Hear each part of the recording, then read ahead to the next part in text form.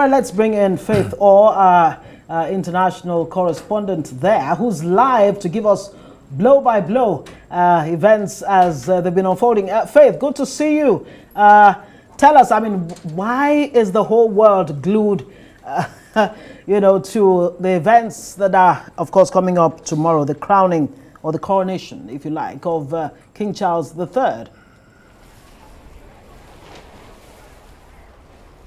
I am struggling to hear you a little bit, Ngozi, but it's good to hear from you. I'll just tell you what we're expecting tomorrow. So the events will start quite early in the morning. We expect crowds to start gathering very, very early. In fact, some people, despite the wind and the rain, have been camping out for days and days.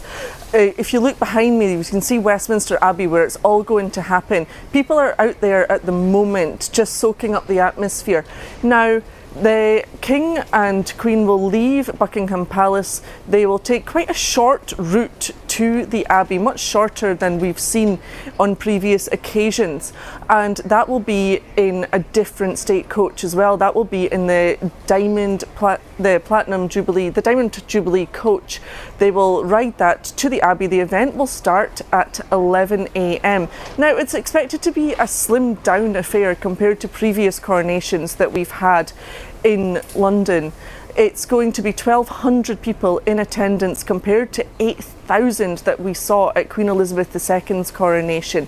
So it's going to be a much, much smaller affair, but that hasn't stopped heads of state from all over the world coming in here. People, crowds, royal fans from all over the world coming in. That includes, of course, Nigeria's President Buhari. He attended a Commonwealth Summit today, and that is one of the sort of soft power elements to all of this, where we're seeing all of these leaders gathering, everyone from Buhari to Qatar's Emir Sheikh Al Thani. Now, he's been meeting with Rishi Sunak as well. So we are seeing all of these world leaders coming, but also lots and lots of royal fans from all over the world too. Let us in on, because the real action starts tomorrow, and we understand, as you rightly said, he's been receiving dignitaries from around the world. Quickly here, if you will, let us in on what the start time might be tomorrow, speaking of the coronation of King Charles. Yes, so the coronation itself will start at 11 a.m. and there is going to be lots and lots of pomp and pageantry. The British are famous for that. And in the Abbey itself, there will be the royal, the sceptre, the orb, it's actually, the whole event is called Operation Golden Orb. We're going to see all of the crown jewels involved, and that includes St Edward's crown, which is what King Charles will be crowned with. Now, it weighs 2 kilograms, so it's only going to be on his head for mere moments, and that will be the only time in his life he will ever wear it. To leave the Abbey and make his way back to Buckingham Palace, he will put on the imperial crown. Now, as you can probably hear and see, it is getting quite windy. We are expecting some bad weather tomorrow, and that means that events are a little bit uncertain.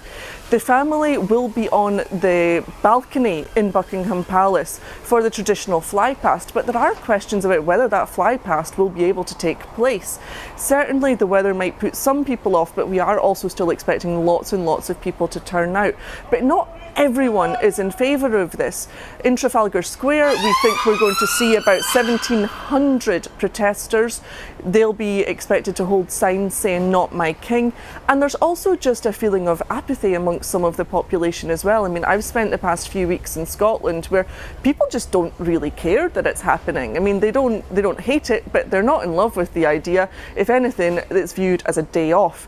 Again, that's the feeling among some people, even in London here. I had a taxi driver earlier who said he was just looking forward to a day off.